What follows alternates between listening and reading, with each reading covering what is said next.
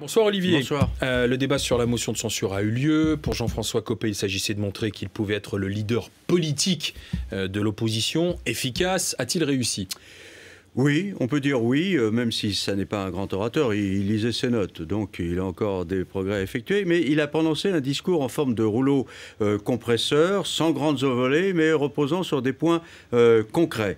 Par exemple, il a pointé les échecs annoncés en voie de réalisation de François Hollande par rapport aux objectifs qu'il s'était fixés pour 2013 sur le chômage, sur la croissance, sur le niveau du déficit ou sur la relance de la croissance par l'intermédiaire de l'Europe. Et surtout, Jean-François Copé a interpellé le gouvernement en mettant en avant des thèmes qui sont en résonance actuellement dans l'opinion publique.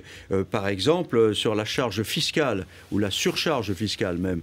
Tous les députés entendent ça. Il ne s'agit pas uniquement de Gérard Depardieu. Et tous les députés entendent ça, qu'ils soient de gauche ou de droite.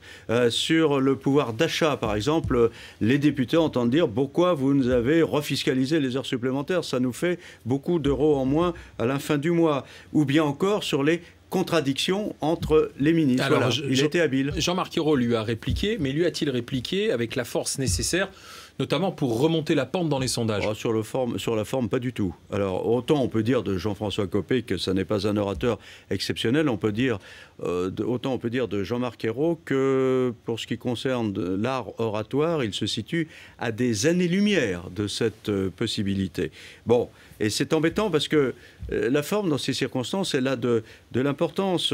Aux attaques de Jean-François Copé sur des points encore précis, Jean-Marc Ayrault, il a répondu par des grands principes. Il faut un État désendetté qui soit respecté. Qui pourrait dire le contraire? Ma référence, c'est la République. Bah, écoutez, oui, on est tous d'accord. Ou bien aussi par des poncifs. Nous ne redressons pas la France sans les Français. Bah oui, ça paraît clair. Ce dont la France a besoin, c'est de confiance en elle-même. Bah oui, il vaut mieux avoir confiance en soi.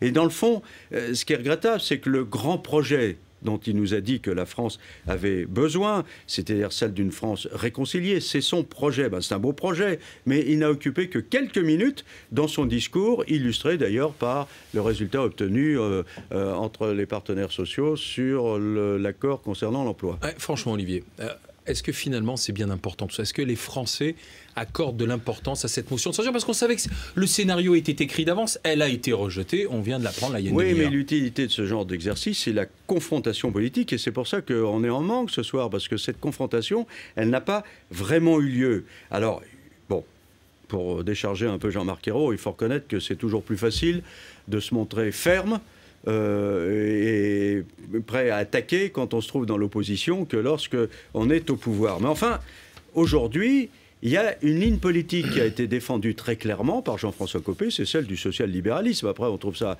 bien ou mal, mais au moins, ça a été défendu clairement. En ce qui concerne l'autre politique, la social-démocratie, elle n'a pas été défendue convenablement par Jean-Marc Ayrault, pas défendue de manière entraînante, accessible directement aux électeurs. Et Jean-Marc Ayrault, aujourd'hui, il a été plus un débiteur de catalogue qu'un capitaine de route.